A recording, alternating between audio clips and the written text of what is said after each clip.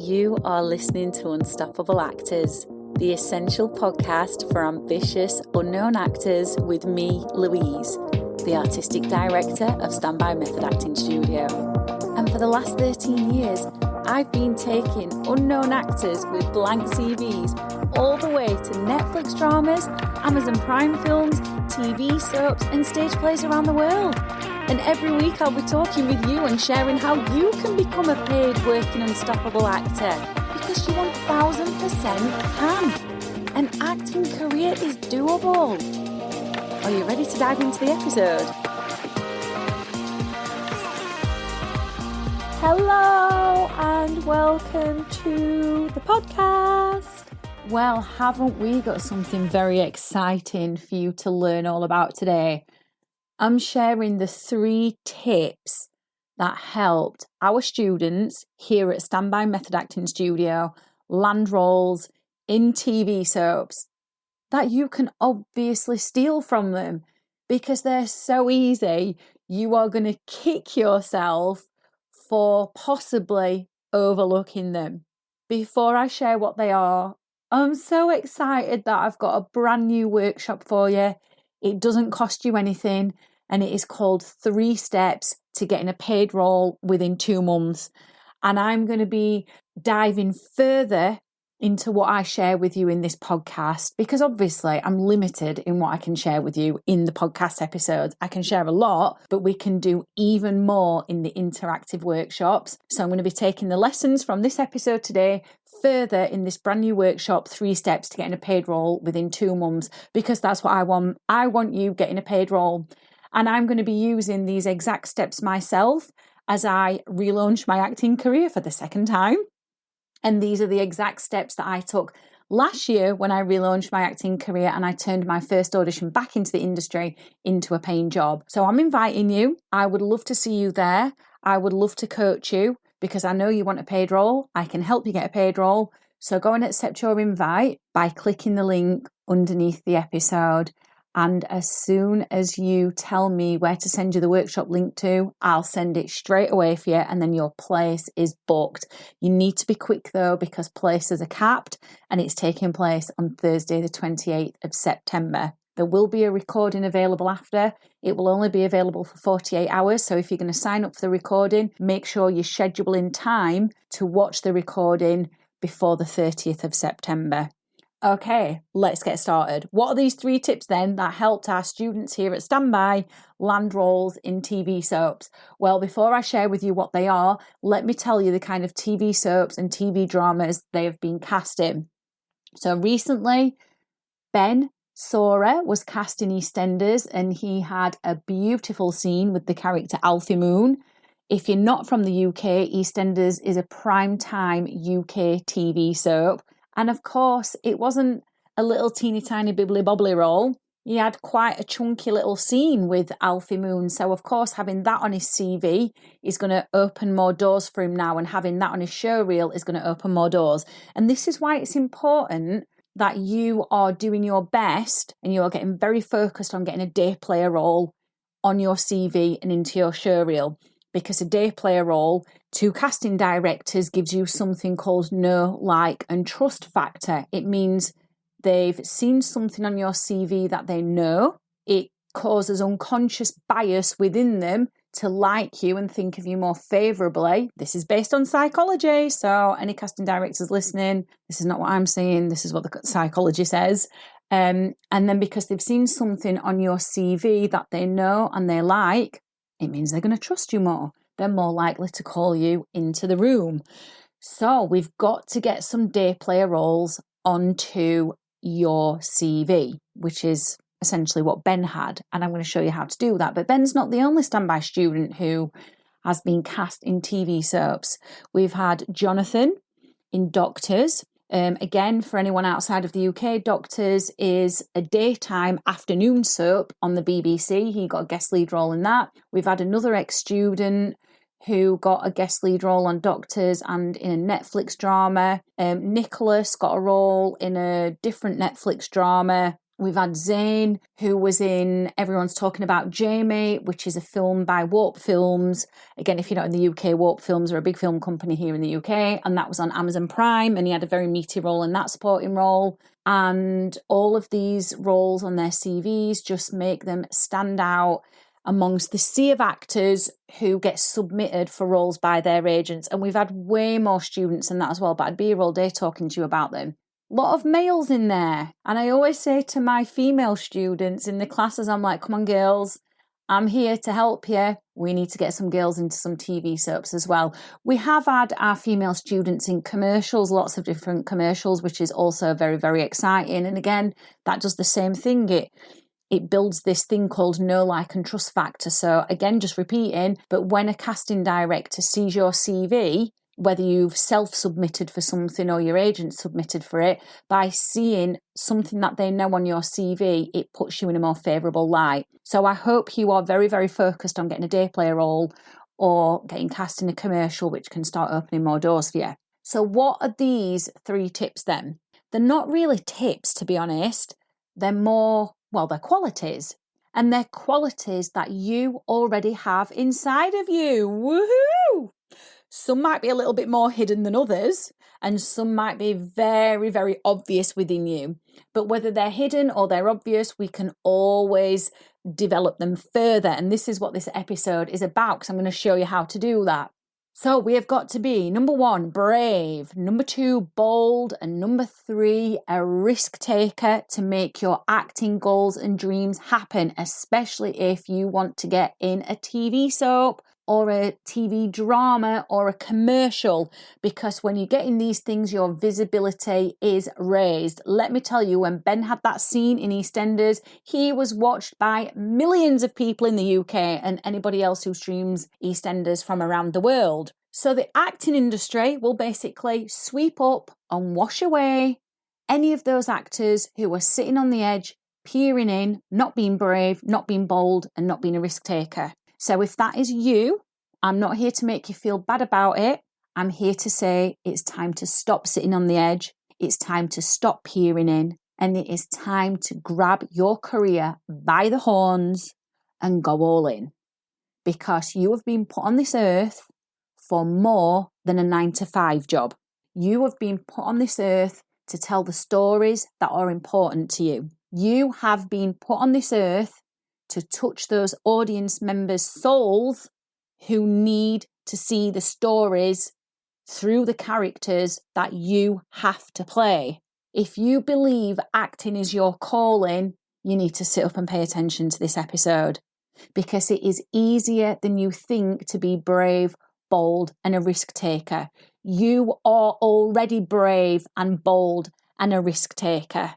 Do you know why? Because you've already had to show these 3 qualities at various different times in your life. And you can transfer these into your acting career. So if you've done it once, if you've been brave once, you can be brave again. If you've been bold once, you can be bold again. If you can be a risk taker once, you can be a risk taker again. Okay? So let's think of 3 times in your life away from acting where you've had to show these 3 qualities.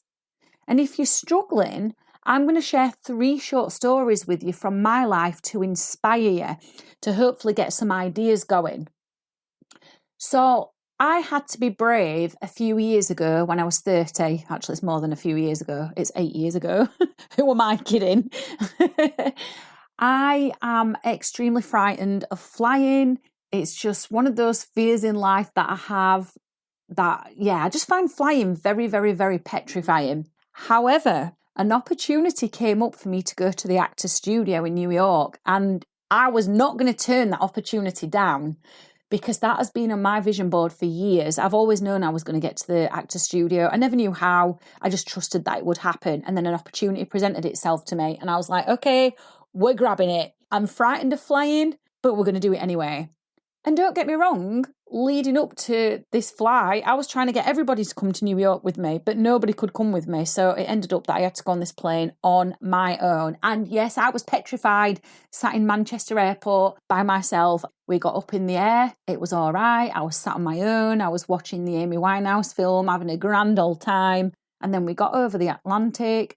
and we hit the back end of a hurricane, and I had a massive panic attack. And I just thought, oh my God, we are never, ever going to make it into JFK alive. The turbulence was horrendous. It was the worst I've ever experienced in my life, but I got through it. The plane was swinging in to the airport, let me tell you. Oh my God, it was frightening, absolutely frightening.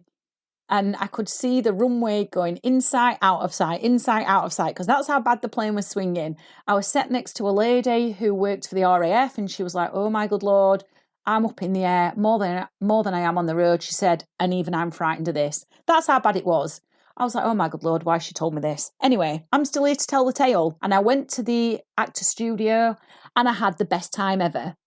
And then, of course, I had to get a plane back on my own from JFK Airport back to Manchester Airport. And again, I was terrified, absolutely bloody terrified, because we hit turbulence again on the descent back into the airport. But I'm still here to tell the tale. I was brave and I boarded both of those planes because that opportunity meant more to me than my fear did. So where have you been brave in life? And if I can be brave doing something that I'm absolutely petrified of, I can be brave and make my acting career happen. I can put myself out there in the industry and be open to rejection and be open to criticism and be open to people saying all sorts of weird and wonderful things about me. So where have you been brave in your life?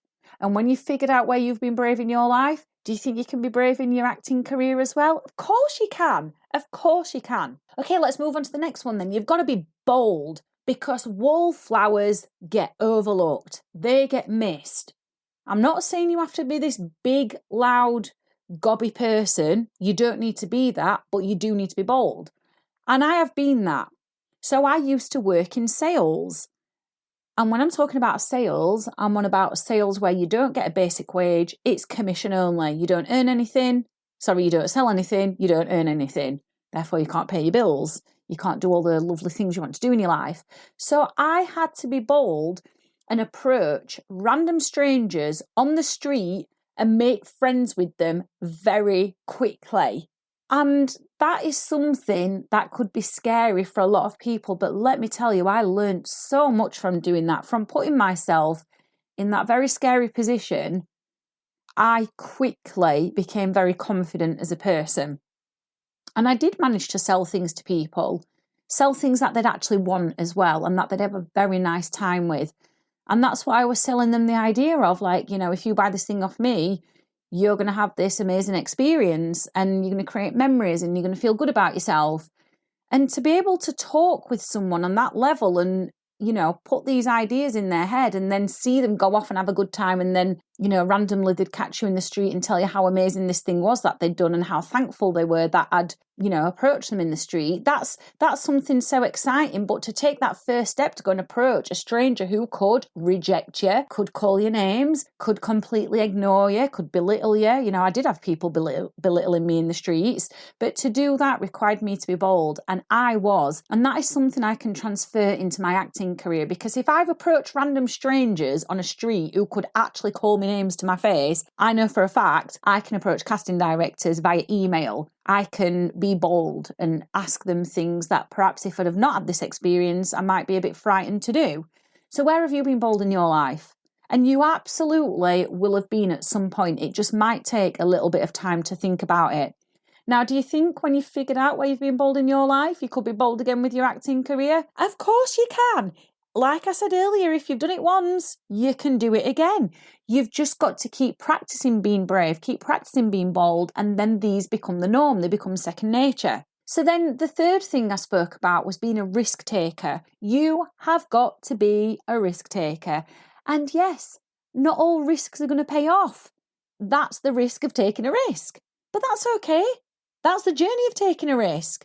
And we expect that they're not all going to take off. We expect that some are going to fall flat.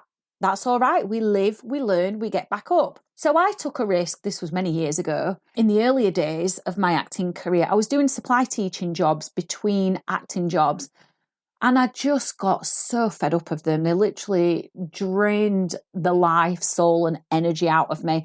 I could not stand going into a classroom for another day teaching kids who really didn't care about me being there.